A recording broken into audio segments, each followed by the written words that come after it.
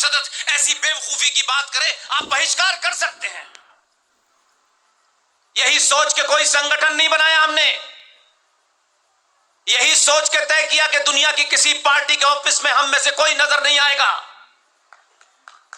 हम किसी सीट के लिए, किसी टिकट के लिए नहीं लड़ रहे हैं। अगर लड़ रहे होते तो कठुआ में इतनी बुलंद आवाज में नहीं बोल पाते।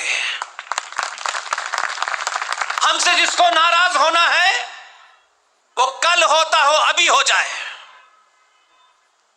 हमारी बात शुद्ध साइंस पे है, तथ्यों पे है, तर्कों पे है, लॉजिक के साथ है, फैक्ट के साथ है। उसमें हमारे भी अगर सामने आएंगे तो उनको भी नहीं बख्शा जाएगा। इसलिए सारे धर्म बराबर हैं, इससे बड़ा दुनिया का झूठ कोई नहीं हो सकता। जिनका यह काम था बताने का, वो तो कंप्यूटर बाबा बनके टिकट की लाइन में खड़े हैं। कोई गोल्डन बाबा बनके खड़ा है लाइन में, जो कहते हैं कि हमने संसार के साके सुखों को छोड़ दिया है, हम सिर्फ समाज के लिए काम करेंगे। वो भी आपको नहीं बता रहे हैं क्योंकि कन्विक्शन नहीं है। अगर कन्विक्शन है, एक साधारण से परिवार में पैदा होने वाले हम तमाम सारे लोग, न हम करोड़पति हैं, न सत्ता का कोई हमारा आगा पीछा है, न किसी संगठन से हम बंधे हुए हैं। सच बोलिए तो कठुआ में इतने लोग सुनने आएंगे ठंड में। इसलिए सारे धर्म बराबर हैं, यह दुनिया का सबसे बड़ा झूठ इसलिए है कि हमारे साहित्य में, संस्कारों में धर्म का मतलब मंत्रों का उच्चारण नहीं होता, पूजा पाठ नहीं होता।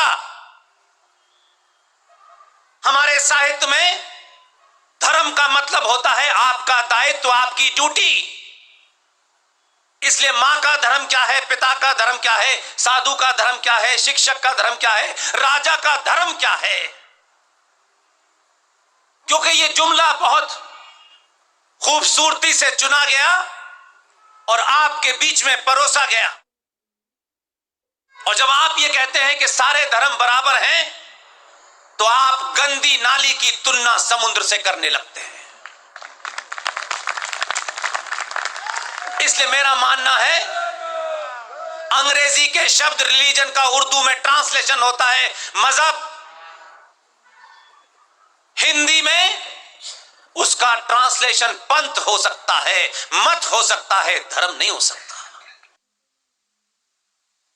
फिर एक नहीं, क्योंकि जब आप कायर होते हैं, जब आपके अंदर लालच आता है, जब अपना जीवन आप इस तरह जीते हैं कि कोई हमसे खुश हो जाए, कोई हमसे नाराज ना हो, तो पहली उसकी सीढ़ी होती है कि लालची आदमी दिन भर इस गफलत में रहता है कि मुझसे कोई भी नाराज हो गया तो मेरा नुकसान हो जाएगा। और वही लालची आदमी समाज में कुछ मिल जाए, किसी के जूते उठाने से मिल जाए, किसी के स्कूटर के पीछे भागने से कुछ मिल जाए, कायर हो जाता है। और कायर आदमी अपने शत्रु का सामना नहीं करता, उससे समझौता करता है। हम अपनी आंखों के सामने देख रहे हैं, हम समझौता कर रहे हैं अपनी मां के ऊपर, अपनी बहन के ऊपर, अपने परिवार के ऊपर, अपने घर के ऊपर, अपने समाज के ऊपर और अपने राष्ट्र का सौदा कर रहे हैं। क्योंकि हम बहादुर को नहीं चुनते। हम घर में तस्वीर सुभाष चंद्र बोस की नहीं लगाते,